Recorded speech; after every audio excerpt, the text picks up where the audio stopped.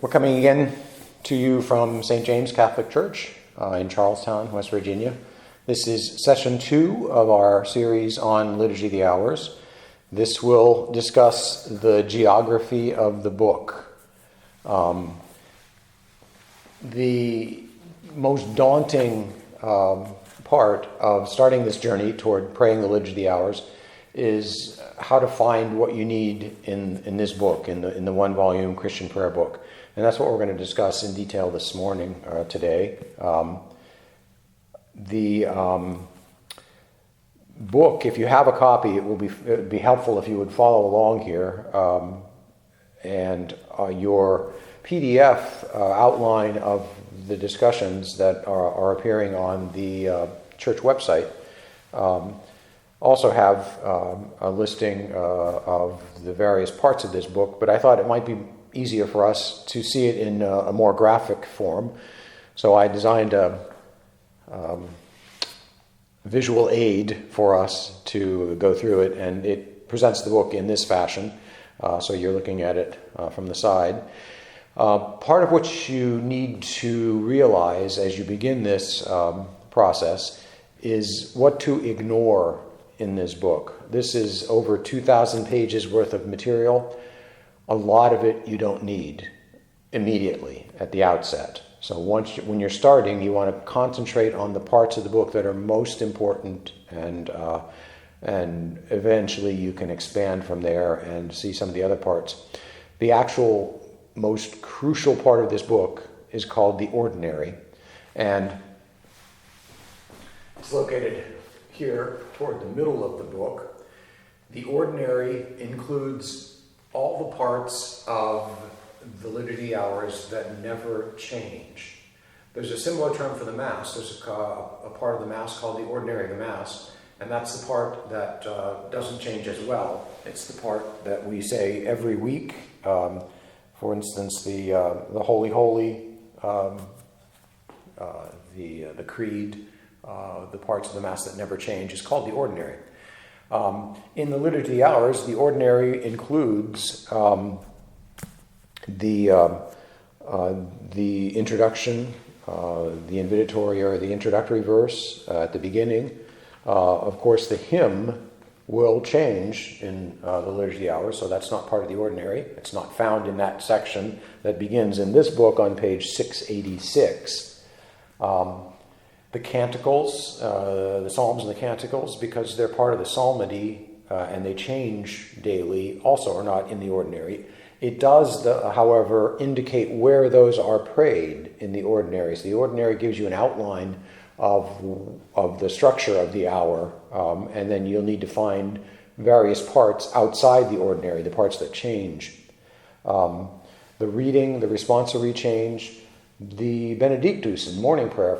The Gospel Canticle is the same every day of the year, so that never changes. That actually is found in the Ordinary. The Lord's Prayer does not change as well.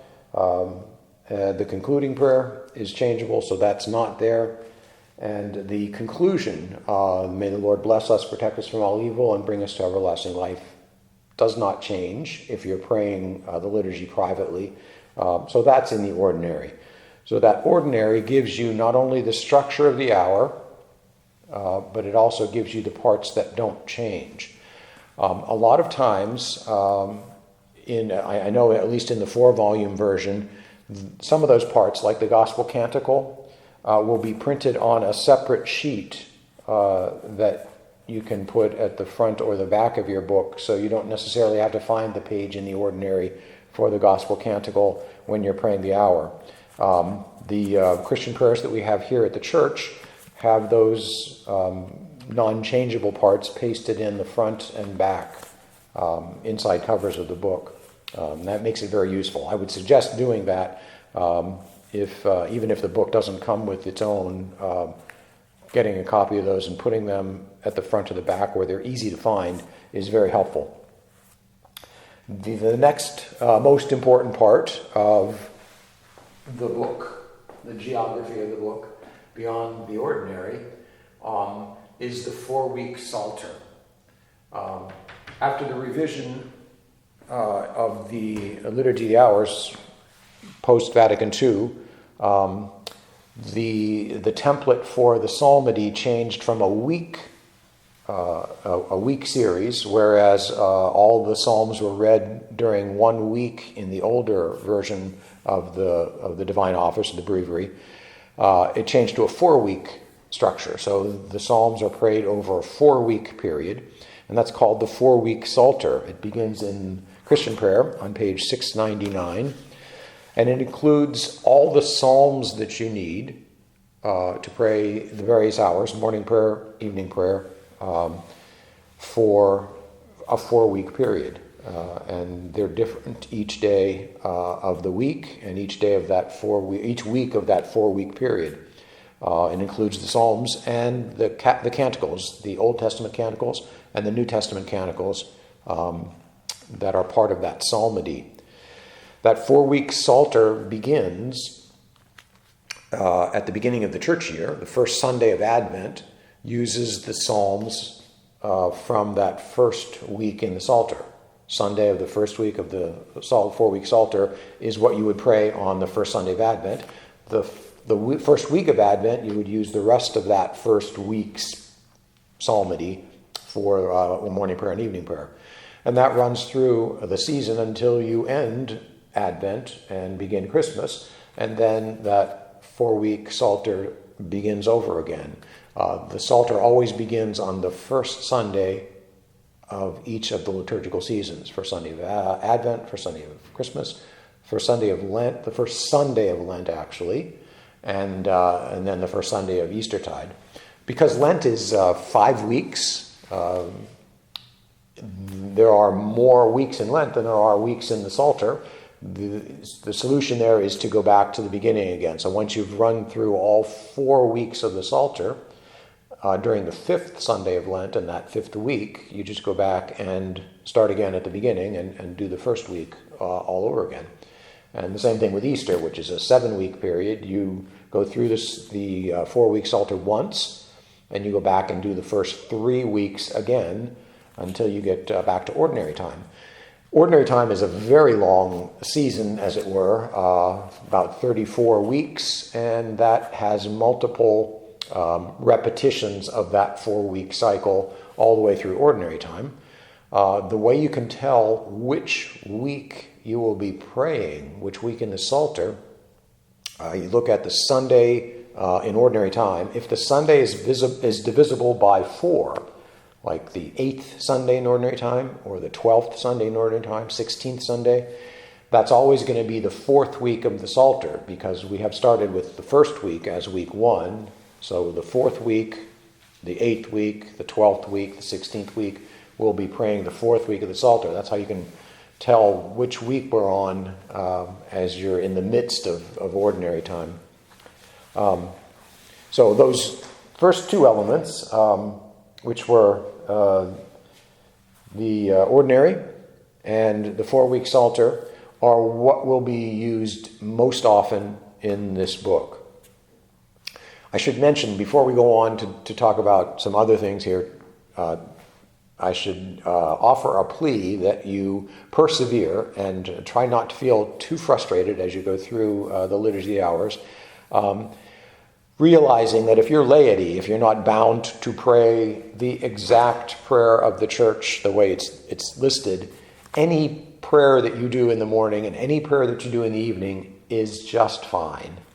Don't feel awkward or frustrated or slighted that you're not getting it exactly perfect. Even if you just did one psalm in the morning, you're still praying in the morning at a regular time, and God is well pleased with that. So don't be frustrated by it. The other 2 parts of the book that are used often are the Proper of Seasons, which occurs at the front of the book, page 41 in Christian Prayer, and the Proper of Saints, which is at page 1060. We'll look at the Proper of Seasons first of all. In the Proper of Seasons, you have readings from the reading point in each of the hinge hours, morning and evening prayer, on to the end of that, including the final prayer. you've got material in the proper of the seasons for Sundays and weekdays during the various seasons of the church year, during Advent, during Lent, during Eastertide, and I missed Christmastide back earlier there. So those 4 seasons have special material in the front of the book, so they will give you a specific reading, a seasonal reading,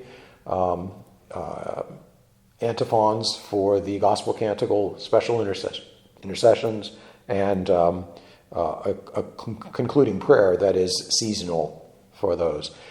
So the general practice is during those seasons, you would start your prayer or your hour in whatever day of the 4-week Psalter you happen to be in. And at the reading spot, where the reading comes in the Psalter, you would jump to the proper of the seasons and carry on from there to the end of the hour. It should be pointed out that the Psalter itself, the 4-week Psalter, is what you would use during ordinary time. So if you're not in any of the church seasons, if you're not particularly celebrating any saint's day, if it's a regular weekday in ordinary time, a feria, F-E-R-I-A, you would do all of that material from the from this 4-week Psalter, excuse me. But if you're in a season, you would jump at the reading point to the material that's given in the proper of seasons. The proper of saints is a similar section of the book toward the back of the book that has special material for any of the saints' days that are tied to a calendar date. For example, October 4th is the memorial of St. Francis of Assisi. So he would have special material, at the very least, a special concluding prayer for him in that proper of the saints. And you would use that rather than what's in the 4-week Psalter at that particular point. Depending on the rank of the celebration, of the saint's celebration that is tied to a particular day, there may be more or less material in that proper of the saints that you can use and that you would substitute into the 4-week Psalter. If it's a very high-ranking celebration, a solemnity, for example, you're going to have a lot of material in that proper of the saints, and probably everything that you would need will be there. For feasts, it's much the same. Feasts in the calendar will have almost all the material either in the proper of the season of the saints or referring you where you might find it. And we'll talk about that in a minute. If it's not in the proper of the saints, there are easy places to find the material, and it will tell you in the proper of the saints where to find that material. As you go down through obligatory memorials and optional memorials, there's likely less material specific to that particular celebration for that saint in the proper of the saints, and you'll find you'll be taking most of your prayer from the 4-week Psalter. If you're celebrating a memorial, either obligatory or optional. Now, the next part, which is not so crucial, is called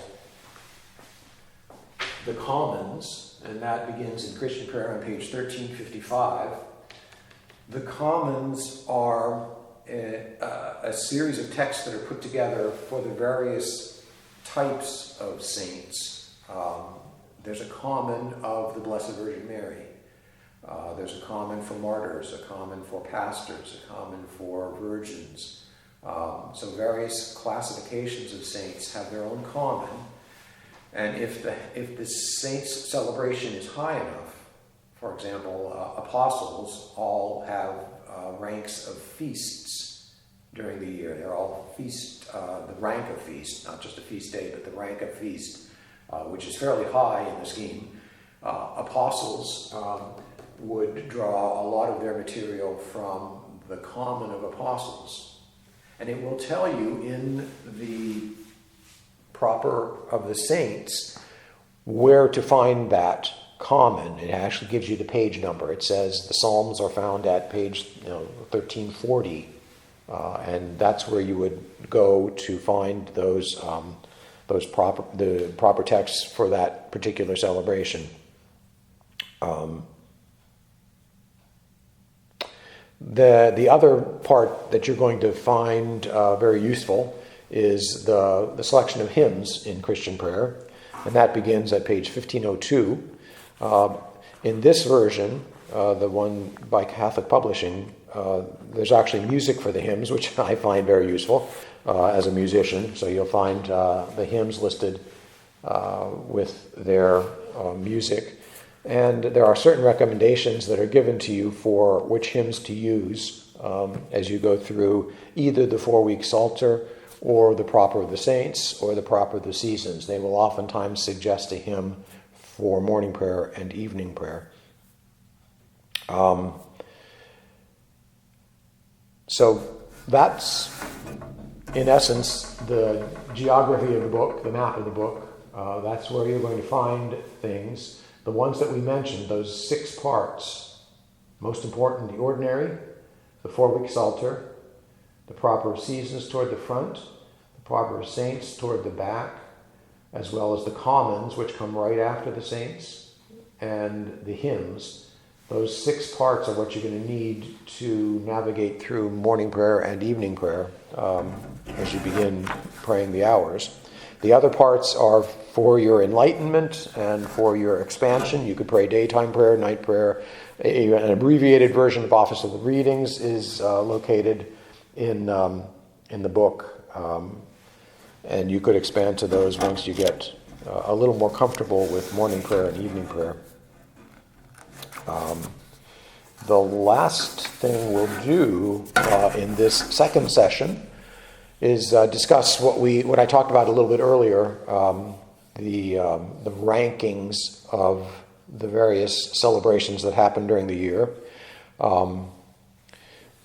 The highest rank of celebration is called a solemnity, and as I said earlier, you will always find all the material for the solemnities in the Proper of the Saints, which has the calendar association with it. The date of that solemnity will find its material in that Proper of the Saints, or will very clearly refer you to where it's found in the commons. Feasts are very much the same. They have all that material.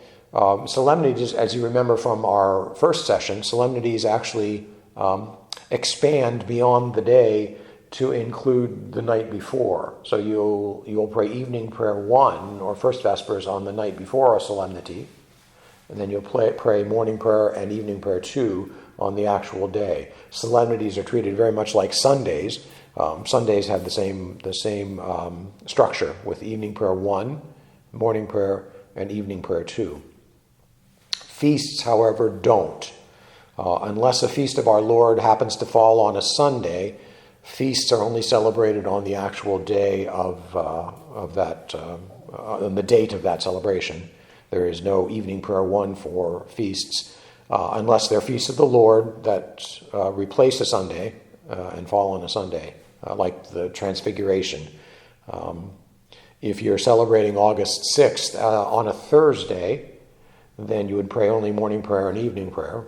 Although evening prayer 1 is listed in the book, in the Proper of Saints, in case that happens to fall on a Sunday. And then you would do evening prayer 1, morning prayer, evening prayer 2, if August 6th, the celebration of the Transfiguration, falls on a Sunday. Below feasts in the ranking are obligatory memorials.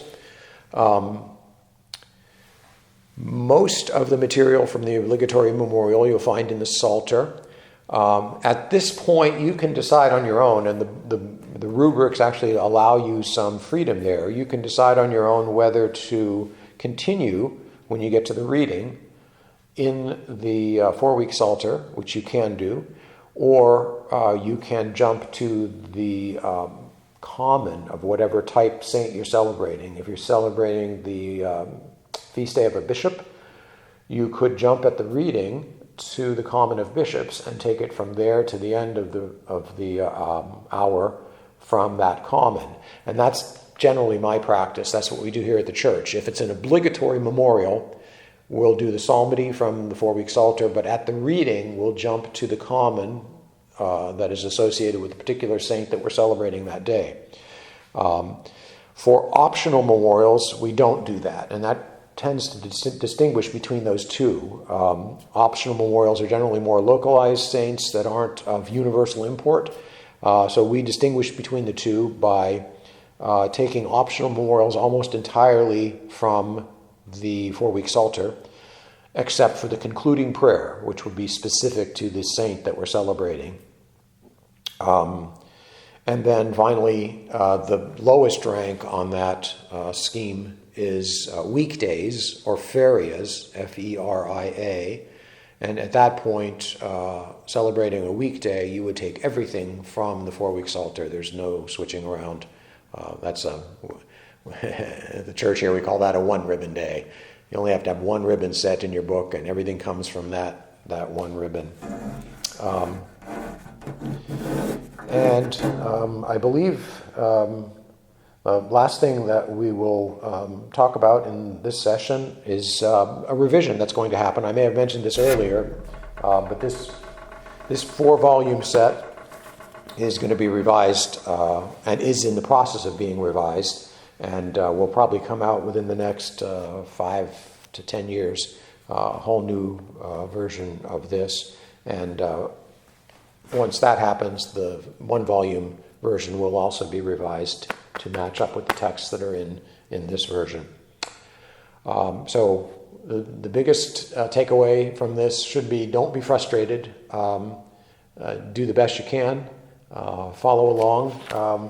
At the church, we have this pamphlet that's always available on the back tables. So once we get back to normal Mass schedule, you can always pick up this pamphlet, which outlines the exact parts that you will need for every day of the week, and it gives you the page numbers in Christian prayer. I put this together each week because it changes every year, so there's a new one each week. You can certainly pick this up, and it'll tell you exactly where to go. You can also get a guide for Christian prayer for the entire year.